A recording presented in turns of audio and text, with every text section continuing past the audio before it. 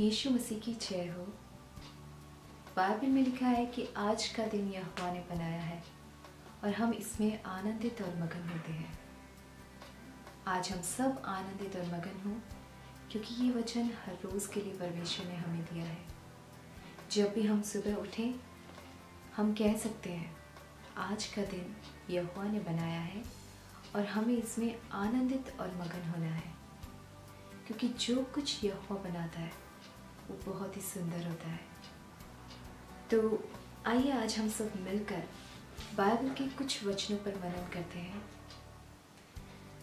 हम पढ़ेंगे यूसुफ के बारे में। आज हम सीखेंगे अपने परमेश्वर से कि यूसुफ के जीवन के द्वारा हमें क्या सीखने को मिलता है और यूसुफ का विश्वास कैसा था और उसने अपने जीवन में क्या क्या देखा, किन परेशानियों का सामना किया और कैसे परमेश्वर ने उसे सबके ऊपर खड़ा किया। मैं परमेश्वर का धन्यवाद करती हूँ इस अध्याय के लिए। हम पढ़ेंगे उत्पत्ति नामक पुस्तक, उसका 37वां अध्याय। इससे पहले वाले अध्याय में जब हम पढ़ेंगे वहाँ पे यूसुफ के बारे में लिखा है। यूसुफ याकूब और राहेल का बेटा था और यूसुफ का एक छोटा भाई बिन्यामिन था और उसके अलावा उसके कई भाई और थे जो याकूब के द्वारा उत्पन्न हुए। और हम देखते हैं कि परमेश्वर की नज़र यूसुफ पे और बिन्यामिन पर हुई और याकूब भी अपने सारे बेटों में से यूसुफ से ज़्यादा प्रीति रखता था, क्योंकि वो अपने पिता के काफ़ी करीब रहता था, उसके पास बैठा रहता था, अपने पिता याकूब से बातें सुना करता था।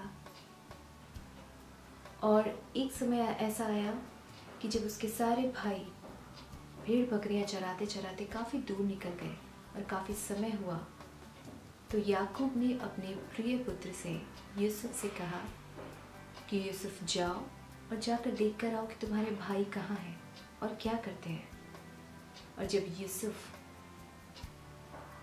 अपने भाइयों को देखने के लिए निकला तो वो ढूंढता हुआ उनके भाइयों के पास पहुंचा और उनके भाइयों ने यूसुफ को आते देखकर कहा कि ये वही है जिससे हमारा पिता बहुत ज़्यादा प्यार करता है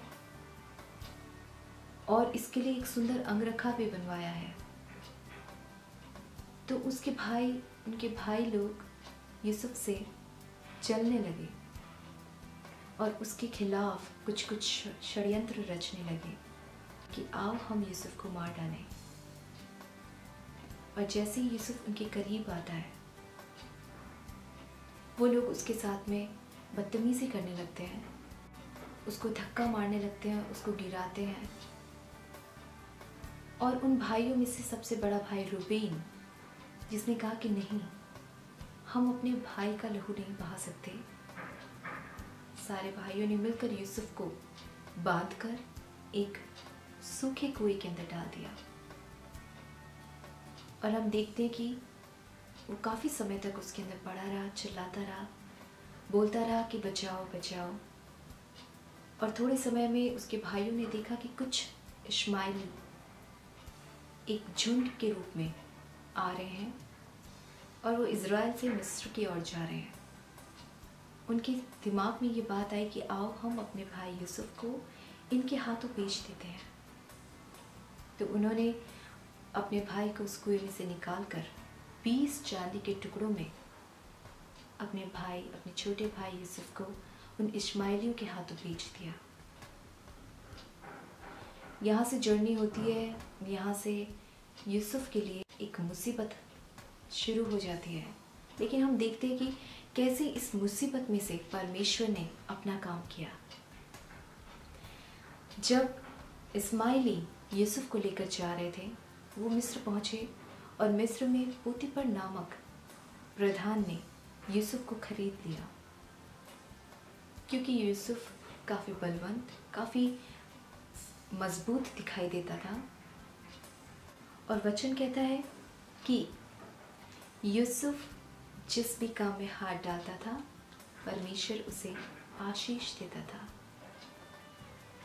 और जब यूसुफ के कारण पोतीफर के घर में आशीषें होने लगी, वो जिस भी बाग बगीचे में काम करता, वहाँ पर जब वो काम करने लगा, परमेश्वर ने उसे बहुत ज़्यादा फल दिए। तो पोतीफर ने देखा कि हाँ, इसके साथ परमेश्वर है, इसके साथ यहोवा है, क्योंकि हर चीज़ इसकी यहोवा सफल करता है। फिर हम आगे देखते हैं कि पोतीफर की पत्नी की बुरी नज़र यूसुफ पे पड़ती है और उसकी एक झूठी गवाही के कारण यूसुफ को जेल खाने में जाना पड़ता है। लेकिन वहाँ पर भी हम परमेश्वर के फेवर को देख सकते हैं यूसुफ के ऊपर। उस जेल खाने का प्रधान परमेश्वर उसे बनाता है और धीरे धीरे वो उस जेल खाने में रहने वाले लोगों के स्वप्नों का अर्थ बताने लगता है।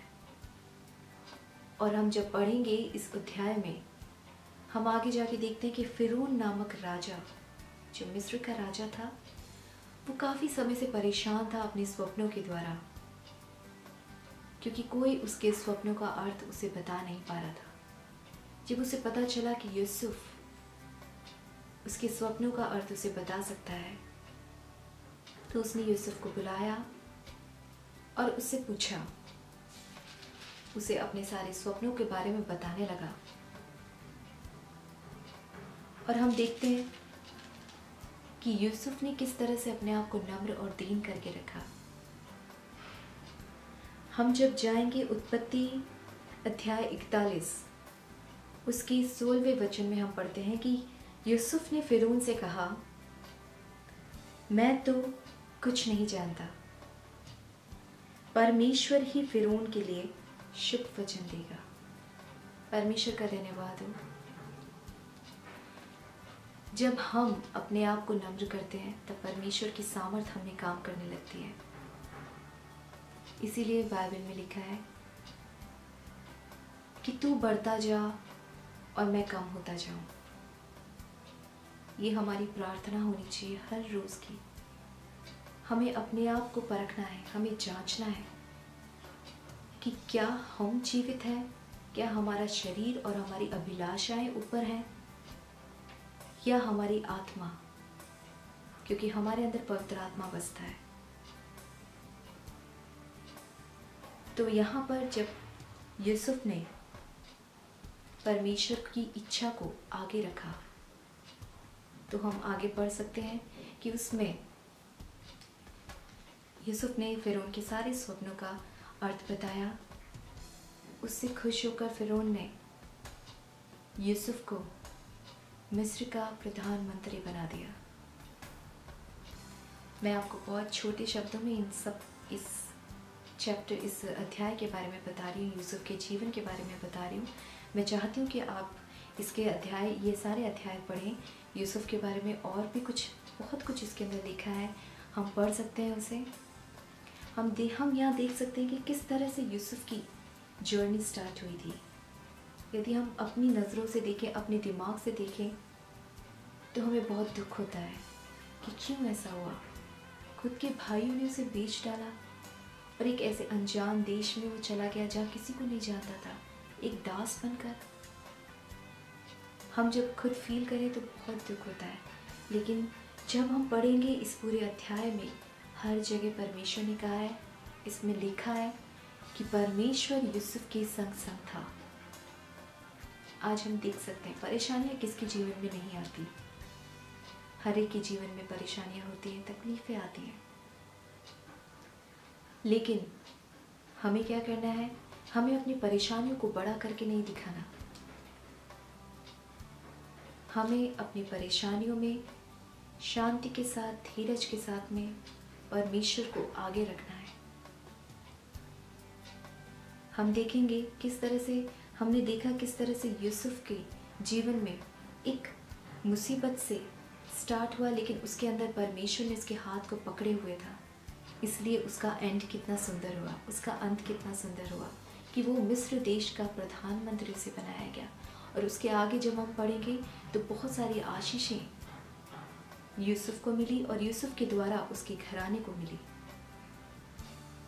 और यूसुफ के द्वारा परमेश्वर के नाम की महिमा हुई। जिस किसी ने देखा उसने यूसुफ के परमेश्वर की जय जयकार की। ऐसा जीवन हमारा होना चाहिए। परेशानियों में से हम निकलते हैं, लेकिन हम जानते हैं कि हमारी हर एक मुसीबत में परमेश्वर ने हमारे हाथ को पकड़े हुए है। वो हमें पकड़ के चलाता है।